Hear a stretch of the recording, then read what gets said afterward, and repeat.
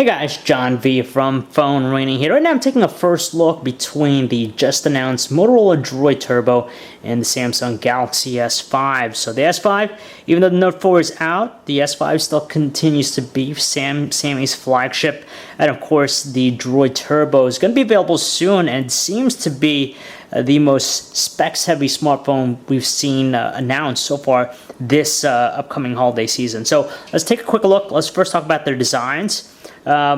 Between them, you would say that the DROID Turbo definitely has a sturdier finish to it.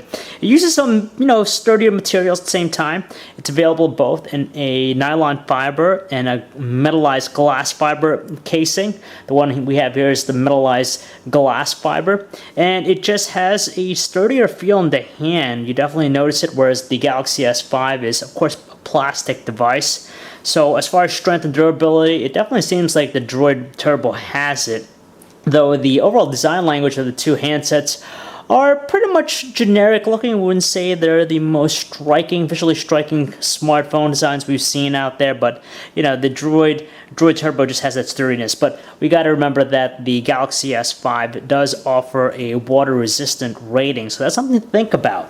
So they both employ AMOLED technology with their screens. With the DROID Turbo, it features a slightly larger 5.2-inch Quad HD AMOLED display, so that's 1440 by 2560, versus the Samsung Galaxy S5, which has a slightly smaller 5.1-inch 1080p Super AMOLED display. So when it comes to details, honestly, looking at the two handsets from this distance, we hardly notice it. But if you go to the web browser, technically you're going to get better details with the DROID Turbo, just because of Quad HD, making it one of the most detailed displays out there. Now, being Super AMOLED panels, they have all the same qualities. You have the wide viewing angles, oversaturated color reproduction with the two. It's hard to say right now which one offers the more accurate color reproduction, but we'll check it out, as we test the DROID Turbo next couple days here.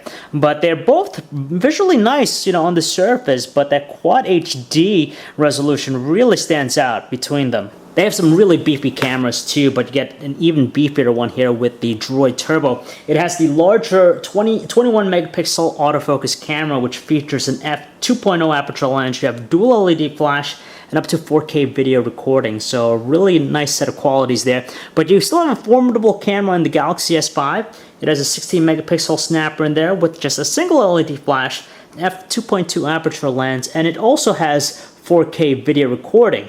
Now, when it comes to shooting modes, though, the Galaxy S5 just has a ton more options than the DROID Turbo. On the surface, they're both pretty snappy with their performances, but we get a little bit more tighter controls with the DROID Turbo. It also has the more prized specs. It's a quad-core 2.7 GHz Qualcomm Snapdragon 805 chipset with 3 GB of RAM, versus the Galaxy S5, which, even though it's not as new, it's still pretty formidable with its quad-core 2.5 GHz Qualcomm Snapdragon 801 processor with 2 GB of RAM. And as you can tell, just navigating across the home screen, pretty much the same responsiveness, but you kind of get the hint that you're going to get better graphics performance out of the newer chipset in the DROID Turbo. And every now and then we do notice still that the Galaxy S5 is sometimes plagued with a little bit of a slowdown and stutter while navigating across the home screen, whereas with the DROID Turbo, it is pretty much tight and super responsive. And the last thing we're just going to talk about here are just their respective features. Now, of course, different UIs. You have TouchWiz versus a mostly stock Android experience with the DROID Turbo, but they both have their unique enhancements. For example, with the DROID Turbo, it's more simplified, and there are a few features that they really focus on. You have all the Motorola experiences, so Moto Display, Moto Assist, Moto Voice. They really help engage us with the experience, and on top of that, it's not something that's really complex or overwhelming. Now, on the other hand, TouchWiz can be overwhelming depending on who you talk to, but at the same time, it's greeted with a wealth of features. So you have great multitasking with multi-window. You're going to have even other features such as the fingerprint sensor right here used to unlock the device. You have also that fingerprint sensor which works with the S Health application, so you can measure your pulse. And you also have things like a removable back cover, access to the battery, and even a micro SD card card slot to supplement its internal storage capacity. Finally, you have the IR blaster, which makes the S5 double as a universal remote.